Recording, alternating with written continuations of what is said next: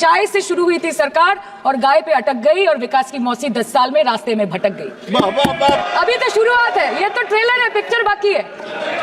Sir, इस देश के लोगों का यही है किस्सा कि जिसको जिताया वो राजा की तरह जाएगा और जिन्होंने जिताया वो फकीर की तरह। पश्चिम बंगाल में नफरत की रणनीति और धोखेबाजी की राजनीति नहीं चलेगी। बंगाल के लोगों का गला घोटने का काम किया गया और उनकी आवाज को बंद करने का काम किया गया। ये बोलते हैं कि गाय हमारी माता है पर माँ की रक्षा करना इन्हें नहीं आता है।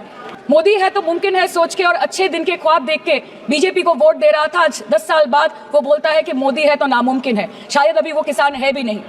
पहले खाना ही नहीं मिला, फॉडर क्राइसिस, फिर मिल भी जाए तो इतना महंगा कि किसान खरीद ही नहीं पा रहा है, फॉडर इन्फ्लेशन, और सर खाना मिल भी जाए तो पशुओं की बीमारी। उससे मुकाबला करने के लिए इस सरकार ने क्या किया? समय बड़ा महत्वपूर्ण होता है अध्यक्ष महोदय और बड़ा बलवान। अगर समय चला गया तो साधना नहीं होगी, अगर भक्त रूठ गए तो आराधना नहीं होगी। और 3 से 303 से 240 के आंकड़े बोलते हैं कि इस बार जो आप चले गए तो दोबारा लौटने की संभावना नहीं होगी। आगे जाके बंगाल के लोग आपके पार्टी की माइक ऑफ कर देंगे। बस एक चुनाव बाकी, आप देख लीजिएगा।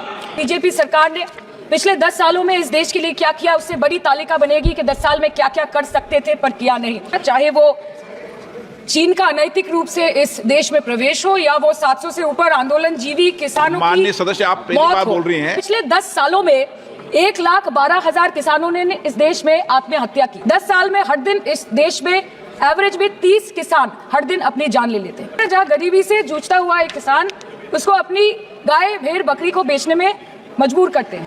सर, किसान खुद क्या खाएंगे? अपने परिवार के लोगों को खिलाएंगे? अपनी गाय भैंस भेड़ बकरी को क्या खिलाएंगे? हमारे किसान अपनी मवेशी को, अपनी फसल को माँ की तरह पूछते हैं। जिस खेत में वो हल चलाते हैं उस जमीन को नमन करते हैं। कि पश्चिम बंगाल में नफरत की रणनीति और धोखेबाजी की राजनीति नहीं चलेगी।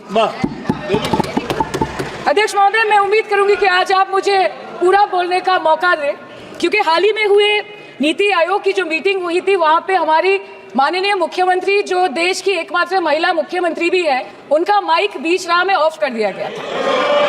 वो बंगाल के अरे अभी तो शुरुआत है, ये तो ट्रेलर है, पिक्चर बाकी है।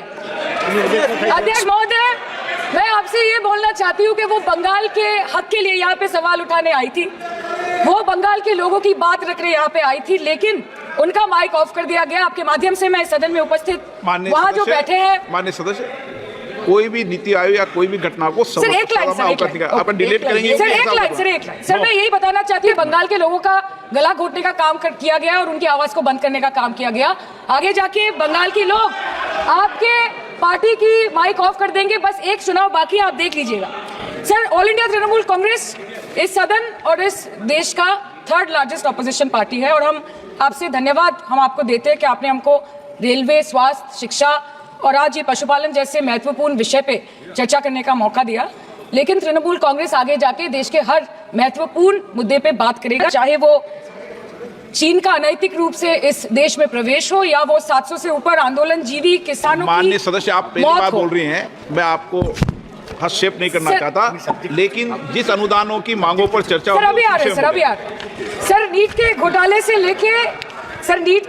से लेके जीएसटी के बोझ तक, एयरपोर्ट की छत टूट जाने से लेके रेल पटरी से छूट जाने तक तृणमूल कांग्रेस के सदस्य, हर सांसद देश के हर गंभीर मुद्दे पर चर्चा करेंगे। बस यही आपको बोलना। हमारे किसान अपनी मवेशी को, अपनी फसल को माँ की तरह पूछते हैं। जिस खेत में वो हल चलाते हैं उस जमीन को नमन करते हैं। बट इसका जवाब अगर आप देश के किसान से पूछेंगे तो वो आपको यही बात बोलेंगे कि चाय से शुरू हुई थी सरकार और गाय पे अटक गई और विकास की मौसी 10 साल में रास्ते में भटक गई।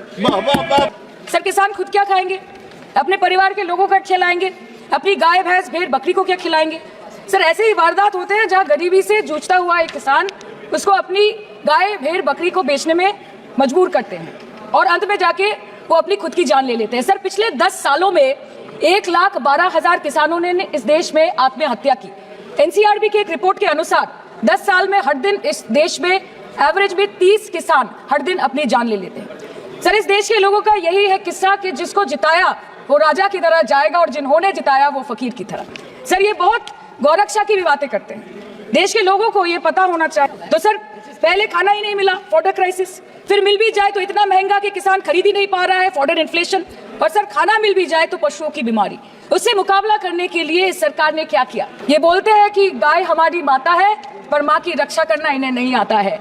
अध्यक्ष महोदय, हम सब जानते हैं कि इस मिनिस्ट्री के अंतर्गत डेयरी भी आता है और भारत इस पूरी दुनिया में दूध के उत्पादन में नंबर 1 है। आम आदमी के दूध, छाछ, लस्सी, दही, पनीर पर 5% की जीएसटी, क्रीम, कंडेंस्ड मिल्क, मक्खन, घी पर 12% की जीएसटी और अमीरों के हीरो पर सिर्फ 1.5% की जीएसटी। सरकार उनको रिलीफ नहीं देती है जो विदेश में जाके मिल्क शेक और लाते की चुस्कियां लगाते हैं। ये सरकार उनको रिलीफ नहीं देती जो आम आदमी 2 पैकेट दूध खरीदने से पहले 10 बार सोचता है। सर, बचपन से हम सुनते आए थे कि संडे हो या मंडे रोज खाओ अंडे। India rank 2nd in egg production in the world और अंडे का फंडा यही है सर कि भारत के बच्चों की किस्मत में महीने में एक अंडा नहीं मिलता। मिड डे मील के चलते हफ्ते में अगर एक आध अंडा मिल भी रहा था तो कहीं धर्म के नाम पे तो कहीं महंगाई के चलते उसे बंद करने की मांग उठ रही है। सर, अंत पे आते हैं मच्छी पे। आप लोगों को ज्यादा पसंद नहीं, पर हम क्या करें, हम तो माछे भाते बंगाली है, हमको तो बोलना ही पड़ेगा। और सर, भले ही सरकार को मणिपुर शब्द से एलर्जी हो, but the fact remains that 1.5 years of lack of governance in the state has led to endangering of the fish species in India's largest freshwater body in Manipur, the Loktak Lake. So the government has to generate employment opportunities, investment in areas such as exports, post-harvest processing, and import substitution. It has to deal with adversities like overfishing, depleting of fish stocks, pollution, disease outbreak, destruction of habitat, and climate change.